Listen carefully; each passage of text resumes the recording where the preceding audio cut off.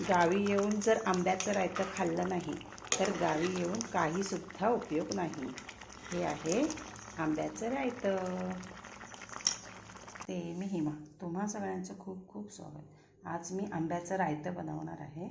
तर चला, त्याच्यासाठी मी हे 5 आंबे घेतले आहेत आणि ते आता हे मी आंबे सोलून घेणार आहे. असे ते उकडले तरी चालतात, पण आता पाऊस आहे ना, मग पावसामध्ये कीड वगैरे पण असू शकते, म्हणून मी ते आता सुरीने असे वरून पूर्ण साल त्याची काढून घेणार आहे. हे बघा, हे सगळे आंबे मी असे सोलून घेतले आहेत असे, आणि त्याच्या ह्या साली आहेत ना, त्या सालीमध्ये जो त्याचा पल्प होता आंब्याचा, तो सगळा मी चमच्याने असं काढून घेतला.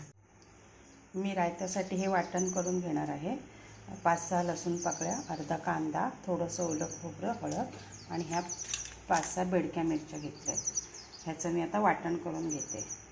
तेल टाकलं आहे. आता तेल टाकलं की याच्यामध्ये आपण राई टाकूया. राई तडतडली तर त्याच्यात थोडंसं जिरं टाकू आणि ह्या लसणाच्या पाकळ्या बारीक कापल्या होत्या त्या पण टाकूया. ते कढीपत्ता आता त्याच्यामध्ये कांदा टाकून परतून घेऊया. आता कांदा भाजत आला, त्याच्यामध्ये मी हा 1 चमचा मच्छी मसाला टाकते आणि मच्छी मसाला टाकून आपण तो आता परतून घेऊया.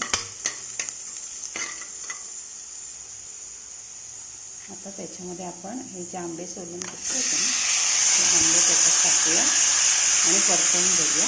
ह्याच आपलं असे आता हे आंबे परतून घेतले छानपैकी. आता परतून झाले. आता त्याच्यामध्ये आपण थोडंसं पाणी घालूया. 1 पेला पाणी घालते मी त्याच्यामध्ये. बघा, 1 पेला त्याच्यात मी आता पाणी घातलं. आता ढवळून ते बारीक गॅसवरती 10 मिनटं शिजवून घेऊया, कारण ते कच्चे आंबे होते ना, म्हणून ते आता आपण शिजवून घेऊया. जर आधीच शिजवलेले असतील तर मग लगेच खोबरं वगैरे टाकून लगेच फोडणीला देऊन उकळी काढू शकतो, पण हे मी कच्चे आंबे घेतले होते ना, त्याच्यामुळे आता हे चांगले आपल्याला शिजवून घ्यायचे आहेत बारीक गॅसवरती. झाकण ठेवूया. त्याच्यावरती झाकण ठेवून 10 मिनटं आपण ते शिजवून घेऊया. हे मध्ये मी 5 मिनटं ते ढवळून परतवून घेतलं होतं. आता 10 मिनटं झाली आहेत. आता ह्याच्यामध्ये मी चवीप्रमाणे मीठ टाकते, परतवून घेते. आता ह्याच्यामध्ये आपण हे वाटण केलं होतं ना, ते वाटण ह्याच्यात घालून घेऊया.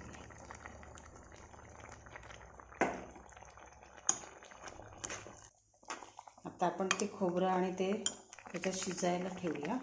अजून 5 मिनटं शिजायला ठेवूया. हे मिक्सर धुतलेलं पाणी पण मी त्यात घालते आणि आता ते शिजवून घेते. आता वाटण पण हे शिजलं आहे. आता मी ह्याच्यामध्ये थोडंसं हे गूळ घालते. माझे आंबे खूप गोड आहेत, त्याच्यामुळे कमी गूळ लागणार आहे, पण तुमचे आंबे किती गोड असतील त्याच्यावरती गूळ तुम्हाला घालावं लागेल. तर माझे हे आंबे खूप गोड आहेत, म्हणून आता मी त्यात हे गूळ घातलं आहे. आता त्याला चांगली उकळी काढून घेते. अशा प्रकारे आपलं आंब्याचं रायतं तयार झालं. तुम्हाला माझी ही रेसिपी कशी वाटली? आवडली तर लाईक करा, शेअर करा आणि नवीन असाल तर सबस्क्राईबसुद्धा करा. थँक्यू.